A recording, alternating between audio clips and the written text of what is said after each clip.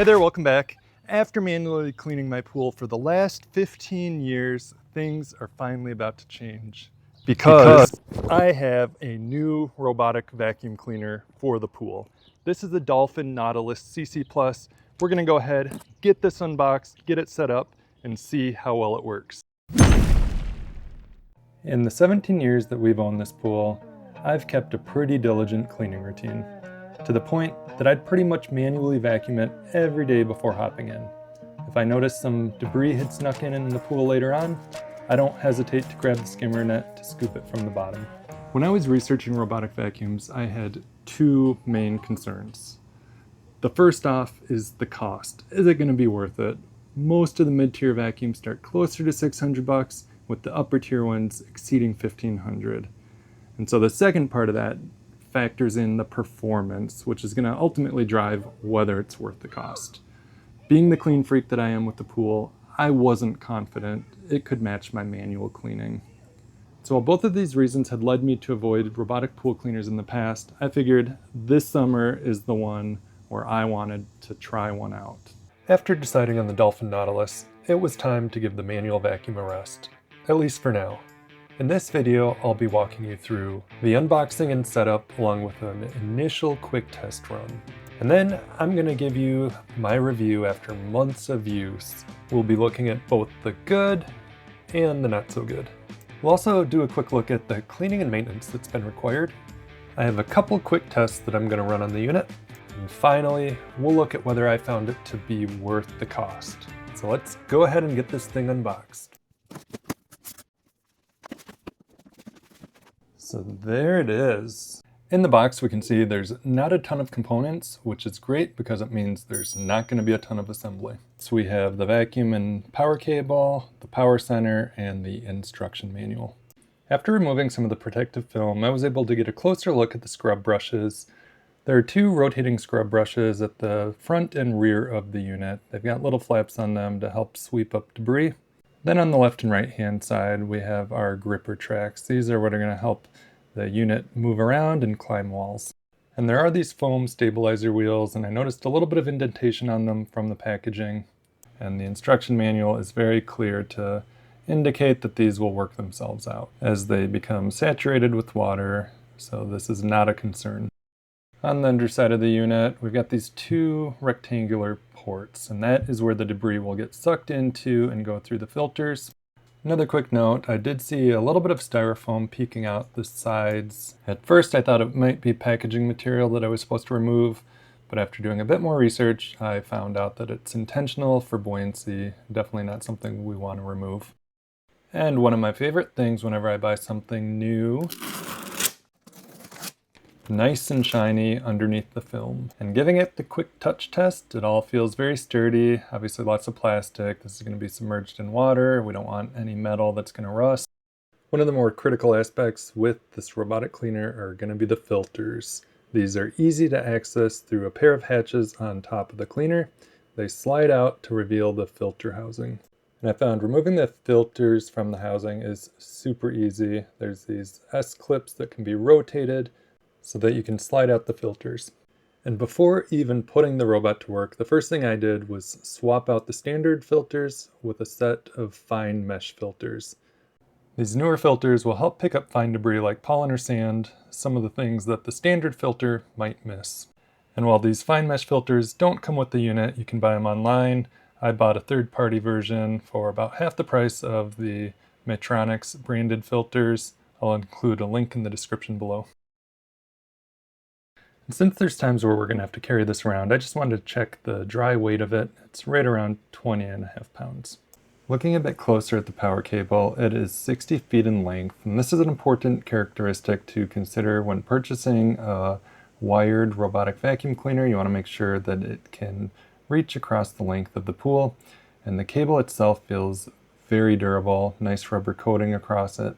It's got these built-in floats and a swivel that helps prevent tangling. And the point where the cable enters the vacuum looks like it's well protected with this rubber molding. That's important because sometimes this can be a failure point amongst wired vacuums. And here's the power center. This is what provides power to the robot. It plugs into a standard outlet, And the cable from the robot plugs into the side of this. It's got a nice watertight fitting. This allows the power center to remain outside. So really, I found that out of the box, it was pretty much plug and play. I did download the My Dolphin Plus app. It gave simple instructions on how to get the power center fired up and paired to our home's Wi-Fi. And with the power center, it's important to have an outlet located somewhere near the pool area. Ours is around 10 feet from the pool. That allows plenty of distance for the 60-foot cable to reach across the pool. And I keep our power bank on the east side of our house. It does get some morning sun, but it is protected pretty well just from the house naturally. But it is one of those where it's recommended to have it protected somewhat so it's not fully exposed constantly to all the weather elements. And the setup process really only took a few minutes to go through before we were all paired up. And now we're ready to get the robot in the water for its maiden voyage. Before we see how this robotic cleaner operates in the pool, I think it's important to give a rundown on our pool setup as a baseline for how we plan to use it. We have a 23,000 gallon saltwater pool. It has a vinyl liner that's about 8 years old. It's an 18 by 40 oval shape with a shallow end that gradually slopes to the deep end. An 8-inch safety ledge runs around the perimeter where the slope begins. As far as fixtures go, there's 3 fiberglass steps at the shallow end and a metal pool adder that hangs in the deep end. The main drain has a flush grate and a total of 4 return jets on the walls of the pool. There's also a typical underwater light that protrudes slightly from the wall. As far as surroundings go, we really don't have many trees around the pool. In the spring and fall, we'll get some leaves or pine needles that may blow in from nearby areas. Most often, our pool gets dirtied from pollen, sand, or bugs. I was a bit reluctant to just drop our dolphin robot into the water the first time, but after doing so, I could see it just gently float to the bottom. And then through the app, I was able to start the cleaning cycle. From there, it only took a few seconds for the dolphin to start moving. One thing I was surprised about was just how gently it rolled across the surface. For anyone that's ever manually vacuumed a pool, you know how important it is to go pretty slow in order to avoid kicking the debris away. But between the gentle speed of the dolphin and the fact that the water discharge blows upward from the vacuum, it helps prevent debris from being knocked around. I continued watching the dolphin move around the pool for a while. With this not having smart mapping, I was curious to see what sort of pattern it would move around in. And while watching it, I really couldn't see a pattern. It looked pretty random. It seemed to do plenty of turns to go in different directions, but at the end of the day, it really doesn't matter what sort of pattern it takes as long as it gets the pool clean. I was also curious to see how the robot would handle the walls. I'd been a little leery that the safety ledge may pose some issue, but from what I saw in this first run, it looked to handle it well. And I was actually pretty surprised at how high up it went. It actually ran along the water line for a while before gently falling back down into the water. While I watched the robot on this first run, I did hop back into the Dolphin app and set up a routine cleaning schedule. The process was really easy and allows flexibility so that you can set it up for daily, every other day, weekly, and then you can set the time at which the cycle starts. And of course, because I love my pool to be clean, I have mine running daily, starting at 8 in the morning. It is important to know that the app is the only way to set a run schedule for the Dolphin. From the power center, you can manually start and stop it, but you won't be able to set a schedule unless you're in the app. After 2 hours, the first run was complete, and it was time to do an inspection of the pool. And for this inspection, we'll ignore the cloudiness. That was the result of a kids' pool party that happened right before this. As far as how the robot did on this first run, I was actually really impressed. The pool wasn't too dirty to start with, but it seemed to pick up nearly everything. There was just one little piece of debris that I spotted sitting at the bottom, and I wouldn't be surprised if this actually blew in after the vacuum had already done its cleaning. And I did think it was kind of interesting to see where the vacuum ended its cycle in the pool. There is no home position. Essentially, once that 2 hours is up, it stops, and that's where it'll stay.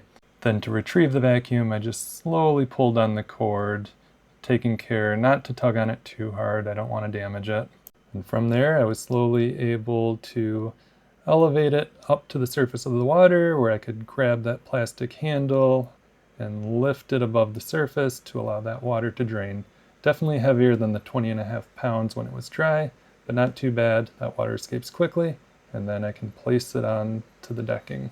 I then was just curious after one cleaning cycle to see what sort of stuff it picked up in the filter.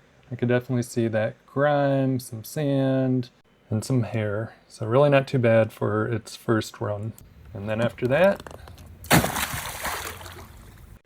time for it to go back in the water where it'll stay ready for the next cycle. All right, fast forward to 2 months later, and I feel like I can finally share my honest experience with this Dolphin Nautilus. Over these 2 months, it's completely erased any doubts I had as I was contemplating whether a robotic cleaner could meet my high standards in keeping the pool clean. During a cleaning cycle, I estimate this Dolphin removes at least 95% of the debris, including insects, sand, and the occasional leaf. And really, the proof lies in the filters. Even without the smart mapping, its random pattern seems to cover our pool really well. I've kept it on the same daily schedule where it runs from 8 to 10 in the morning, and there really hasn't been a day yet where I felt that it's done a poor job. One of the great things is I'm able to leave this in the pool 24/7, except on the rare occasion where I need to shock the pool. And this was really a key aspect when I was researching which robotic vacuum to buy, as I didn't want to deal with the hassle of remembering to take it out or put it back in the water. And while this may not be recommended, we do usually leave it in while swimming, but we don't have it actively running. I usually just move it off to the side enough to keep the cable out of the way.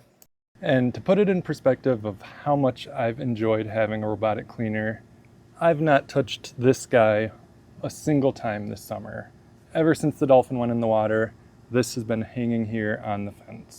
This has saved me at least a couple hours a week, totally allowing me to relax and not work on other projects. As far as maneuvering through the pool, the Dolphin's gripper tracks have continued to be super effective at climbing the vinyl walls. I still occasionally see it climb to the waterline before gently falling back down.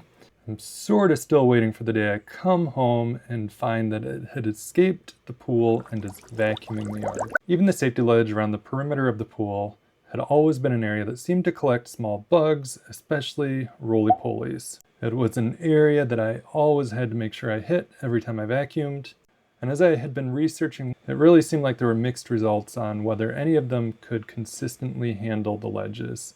And while the Dolphin doesn't always handle them with grace, I never find any crud remaining on the ledge.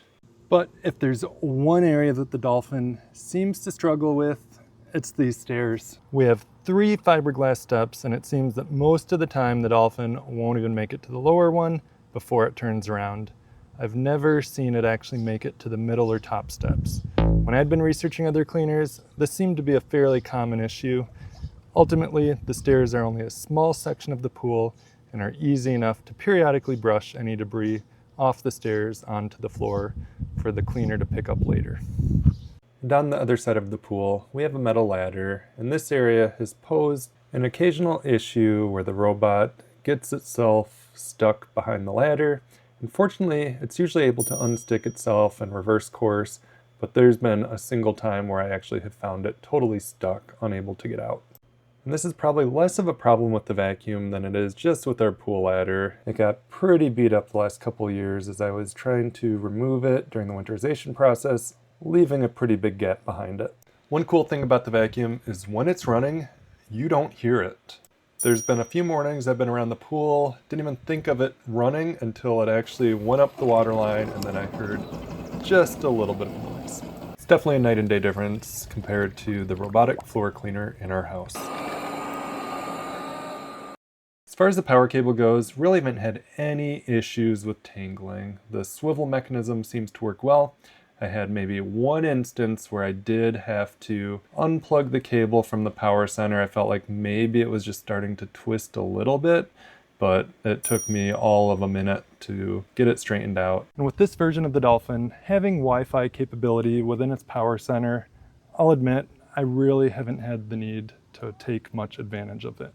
When I first set up the unit in the Dolphin app, I placed it on a daily schedule to run and haven't had to touch the app since.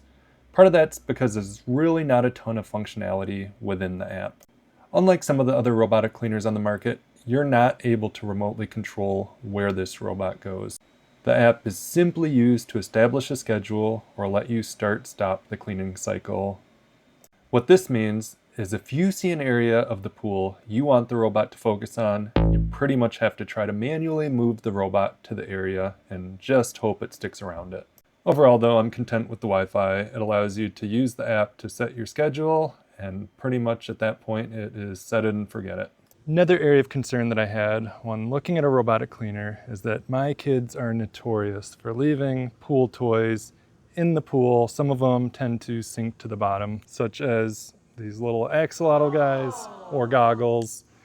And I was concerned that that may clog up our cleaner or cause issues with it actually being able to do its job. Well, early on, the rule was that the pool floor needed to be picked up after use. We quickly learned that the Dolphin is capable of either bumping large objects out of the way or actually even picking up some small objects without issue. And this is a good segue to talk about the maintenance involved with this Dolphin cleaner. Unfortunately, from what I found so far, there's really not a whole lot of it, so this will go quick. The only routine maintenance that I do is every week I pull the Dolphin out of the pool and clean the filters. It takes me a whopping 5 minutes, and it's always pretty interesting just to see all the gunk that it has accumulated over the course of a week. But I won't lie, decomposing bugs do actually smell pretty awful. I've still been using the fine mesh filters, and they clean up super easy, just taking the hose, spraying them off, turning them from a dingy brown back to a shining white. And even after a big algae bloom that we came back to from vacation, the Dolphin had continued to run during the time and got super mucked up, but nothing more than a hose was needed to get them refreshed back for use. When it comes to robot cleaners, there's generally going to be some maintenance that is needed over the course of its life. At this point, I've not had to make any repairs, but anticipate that someday I'll have to replace the filters, the climbing rings, and the brushes as they wear down. Unfortunately, replacement parts seem easy enough to find online. And as I'd been researching reliability of this unit online, it seemed like probably one of the bigger repairs that some people end up needing to do is on the swivel cable. Sometimes these things will lose their seal, water will get into the cord, and you either have to figure out a way to splice and do a watertight repair or fully replace the cord. And if you're doing that, that can be a little more costly, upwards of a couple $100. And the Nautilus does come with a 2.5-year warranty for repairs of non-wear items. I was also really impressed with the Maytronics website. They have a lot of helpful videos on how to do repairs yourself, including that cord replacement. All right, I haven't done this before, but we are now gonna go ahead and challenge the Dolphin. So my son is a rockhound and loves to also sift sand, so I borrowed a scoop of this. And I'm going to take this dirt and do a controlled pour in the pool. We're going to check out the effectiveness of the Dolphin in being able to suck up a pile of dirt. During the early stage of an active cleaning cycle, I manually moved the Dolphin cleaner over around the vicinity of the dirt. And I knew it would be hit or miss on whether the Dolphin actually went towards the dirt. Again, it has a pretty random cleaning pattern, but after a few times of trying to nudge it towards the dirt, it finally took a pass over it. And even after just a single pass, I could see that it definitely picked up some of that dirt, but it did quickly try to escape. And I said, not so fast, let's do one more pass. The second pass wasn't a direct hit, but it definitely sucked up quite a bit more dirt, even though there was still some left behind. And at this point, I figured I'm going to go ahead and let it finish its cleaning cycle and check back on this dirt afterwards. All right, the vacuum's done with its cycle. There's a little residual sand still in here. Not a ton, but it does go to show. Again, this isn't perfect. It's not a smart navigation system. It doesn't detect dirt. It's random, but it does a really pretty good job, all things considered. That was a lot of sand that I put down there. And as I'm running this vacuum daily, one thing that I did want to check is just to see how much it's costing me in terms of electrical usage. So I'm going to plug in my kilowatt. I'm going to run it for a cycle and see how many watts we consumed during that period. After getting our power center plugged into our kilowatt, went ahead, started up the vacuum. I really wasn't sure what to expect. I know the vacuum's powerful. It's moving through 4,500 gallons per hour of water. As I check the meter, I can see we're pulling right around 115 to 120 watts. We'll let it finish its cycle. Here we are a couple hours later, cleaning cycle's complete, and I found that this only used 0.2 kilowatt hours through a single 2-hour cleaning cycle. And for our electrical rate here in Michigan, that's about 4 cents is what this is costing me to run the vacuum every day. Not too bad, $1.20 a month. And now that we've completed our deep dive of the Dolphin Nautilus CC Plus, it probably won't be difficult for you to figure out whether I think it's worth it. After months of use, I have found that this Dolphin cleaner has been worth every penny. It has saved me so much time on a weekly basis versus manually vacuuming the pool. I don't even have to think about it. It just goes on its own, keeps the pool clean, and it does a really good job on levels that compare to when I used to manually vacuum the pool. All that said, I don't claim that this vacuum is perfect. It doesn't have the smart navigation or dirt detection capability that some of the higher end models may have, but for everything it does, not a big issue. It still keeps our pool super clean all the time. And really probably the only small complaint I have is just it doesn't handle the stairs very well. But for me, that is such a minor fraction of the pool area. Easy enough for me to just brush the stairs off periodically, and this thing will suck up any of the debris that goes to the floor. And for the price point, 0 regrets. If I get a few years out of this and I have to replace it, that's going to be fine by me. I will happily buy another one when the time comes. Hopefully this video has been helpful if you've been on the fence on getting a robotic pool cleaner. And don't forget to subscribe if you want to see other reviews and DIY projects around the pool and house. I'll see you next time.